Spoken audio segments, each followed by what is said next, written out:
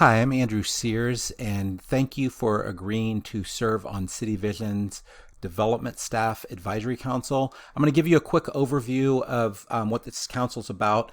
The first thing to understand, the purpose of this council is so that we can better understand the needs of our partners, those who are sending us students, and those who are hiring our students. And a secondary part of that is this is an accreditation requirement, but more than that, we want to have this be something where this will serve you as a peer learning community. So with that, because this is a part of our reaccreditation process, we have a 5-year outcomes vision for our partners. And there's really 3 groups that we're serving. One is for clients, and that's through our Wounded Healers program. And our goal is that through our partners, we would serve about 10% of program graduates of partners as a key strategy in transforming the lives of their program graduates. So that's through our Wounded Healers program. For the development group, really this is about expanding the capacity. So enabling our partners to more than double their staff training hours by improving their ability to transform lives. And then in addition to that, we're trying to serve the larger movement through our doctoral program. And we want to serve as a major source for thought leaders and innovation to enable movements to continue to grow and thrive. So that could be the Rescue Mission Movement, YWAM, Salvation Army, Adult and Teen Challenge. And so part of what we're trying to do, many of you know that my background is I started up a research group at MIT where we were working on diffusing innovation among some of the pioneers of the internet. So I co-founded that with one of the fathers of the internet, and we were spreading some of the best practices among internet pioneers. Now, that's really what we're trying to do here among Christian nonprofits that are serving the poor and serving the addicted. So we have these different innovation hubs, and what we're trying to do is help create these innovation hubs. So you all are a part of what we're trying to do on creating a development innovation hub. And part of how that works is you can think of, part of this is similar to what you would do, say, at a conference that you might go to, and you're going to learn from others that are out there. But in addition to that, we have City Vision faculty and staff that are subject matter experts, and many of them, have decades of experience, usually with a doctorate or always have at least a master's degree. And then we're going to combine a lot of these best practices into textbooks, articles, workshops, training, and research. And then we put that into courses, programs, certifications, toolkits. So you all are a key input into this. So that's part of what we're trying to do here is to build this innovation ecosystem and have you be a part of that. So as an example of that, we have, and we'll link to this in the survey, we have a best practices and resource sharing spreadsheet. So with that, we have several questions that we're asking you for your development team, so that we can share resources. If there's other things you want us to add to this, we can add to that. So one of the questions that we ask is, are our programs and courses meeting your needs? Just to explain how that ties in. So we have 2 fundraising certificates right now, a nonprofit undergraduate fundraising certificate and a nonprofit graduate certificate. But then we also have nonprofit fundraising concentrations in our nonprofit management bachelor's degree and our master's degree, our nonprofit management and MBA master's degree. So that's the programs that relate to this group. Another way of connecting that is, we're trying to partner across different organizational units with our partners. So some of them are with, addiction counseling and maybe thrift store, food services staff, but you all are a part of, the development fundraising staff. So that's how that fits into the larger strategy. Now, in terms of the big picture of our courses, our course competency map is right here, and we have 4 domains: ministry, entrepreneurial, administrative, and fundraising. So this group is really focused on the fundraising competencies.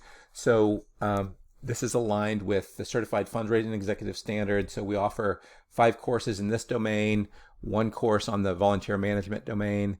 And these other courses can complement. So if someone would go on and get a fundraising certificate with us, they could continue and take some of these other courses to finish out their degree with us, whether that's an undergraduate or graduate degree. Now, We're making a shift in our fundraising courses. So we originally designed our courses so that they would work with federal aid, and that meant that we would offer them once a year. And that was a major problem for our partners because they'd say, I just hired a grant writer. And then I would tell them, it's going to be another 12 months before they can sign up for the course. So we decided to change that. And starting this August, we're going to be offering some fundraising courses and certificates that are going to be self-paced, what I call semi-on-demand, and they can, take any time during the year. And the way that's going to work is they can take individual courses, undergraduate or graduate certificates. The courses are offered year-round, and they get essentially a 3-month subscription window. The start dates are in December, February, May, July, or September. They could start in between, but the 3-month window, this is again somewhat related to accreditation requirement. It's 3 months after that month starts. And then courses can build towards a certificate, associate's, bachelor's, or master's. These are going to be 4-course certificates, so 12 credits. And what we're really trying to do with you is we're trying to serve as a way that you can outsource the training of development staff. Many people, you'll have multiple development staff, and if you're a director of development, you're going to be really busy just doing your day-to-day work, but you need to get your folks trained. So, what we can do is we can help be a source for that. A lot of you will work with consultants and they'll offer training. Typically, we're going to be a lot more affordable than what the consultants will offer. And in many ways, we'll be complementary to what they offer. So the tuition, not including books, is for organizations that send us one student, it's $720 per 3-credit course. And that's for affiliates. And I think just about everyone in this group is going to be an affiliate. But the vast majority of our partners will send us 2 or more students in a year, and this is across the entire organization, and it'll be $550 a course. So as I mentioned, these will count towards credit for the Certified Fundraising Executive, and this is a different program. So the self-paced program doesn't qualify for federal aid. So federal aid really only applies for those who are at the undergraduate. If you have someone who wants to use federal aid, they can take the course, but it's not going to be this self-paced version of the course. It's going to be the offered once a year course. So with this, the once a year courses that we're going to offer, and these are all project-based courses. So, and I want to kind of explain what the projects are. So we have a grant writing course, and the whole course is based around writing a grant. So you can think of your faculty member almost like a consultant. You're going to have a couple books that you'll go through that will help you, if you know how to write grants, improve your grant writing skills, and a lot of videos and lectures that will do that. With the nonprofit fundraising course, that's going to be where you review and update your organization comprehensive fundraising plan. If you don't have one, it would be to create that. And then nonprofit executive leadership and board development, that would be review and update your organization's board manual and board strategy. The major gifts and planned giving, create or update your organization's major gifts and planned giving strategy. And then for a lot of you, you may want to actually do our mentored ministry and leadership. This is a less structured course, but we have a lot of really senior people that could just work with you and your mentor pick out 2 books to go through, and you meet 4 times across 8 weeks. So, as I mentioned, the faculty essentially work like a consultant to improve your work product. You get videos from top experts, and all of these are going to be taught with a Christian worldview.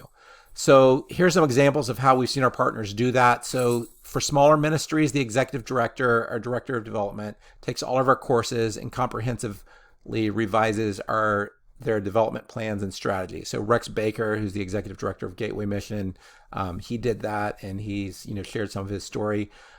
Then another example is just you want your staff to be developed. So you could provide these courses to new staff, or if you have staff in their annual development plan that you're supervising, you can use to promote from within by outsourcing training. Often, I come across ministries that will say, we promoted our administrative assistant to become someone in development. Well, that person needs training. So, or you might promote someone to become a grant writer, someone who's already doing grant writing. They're on the program side and they need to know how, to do that better. The other thing is to build development capacity and launch new initiatives. So you could have a team take a course together to collaboratively create or revise a plan together. Probably the most popular on that would be major gifts and planned giving. for most organizations, that's going to be their biggest growth area. And this would be a way that, if you have a development team of, say, 3 to 5 people, you all go through that and then work collaboratively, and you could, build capacity for that. Now, as I mentioned, you could take a single course, and with the development certificate, if you take the undergrad certificate, you can do associates and bachelor's in business, nonprofit management, ministry and leadership, and addiction counseling. In the graduate certificate, you can do a master's in nonprofit management or ministry and leadership, or you can do an MBA with nonprofit fundraising or executive leadership concentration. So this is an example of some of the other courses that you would take: social entrepreneurship, org behavior, financial management, HR, strategic management. The other thing is, a lot of people in development have a lot of experience. So you can get up to 25% of the credits of the degree through prior learning. So for a 36 credit MBA, that could be up to 9 credits. So that's something you might think about. So if you want to go for a certificate and later decide to upgrade that. Now, our development faculty and mentors are really have some amazing experience. So they have decades of experience in raising millions, in some cases hundreds of millions of dollars. Many of you will recognize some of these folks who have a lot of experience, and they can help mentor you and build your capacity. Now, if you want to find more details about our certificate programs, you can find them under the graduate menu here and the undergraduate menu here for our nonprofit fundraising program. And this is just an overview of the program. You can see the certificate program here, and you can click on the different courses and learn more about the graduate certificate program and the undergraduate program. It's worth noting that the undergraduate program is going to change for the self-paced program. So hopefully all this is helpful. Thank you for agreeing to serve on our advisory council. I really look forward to hearing your feedback.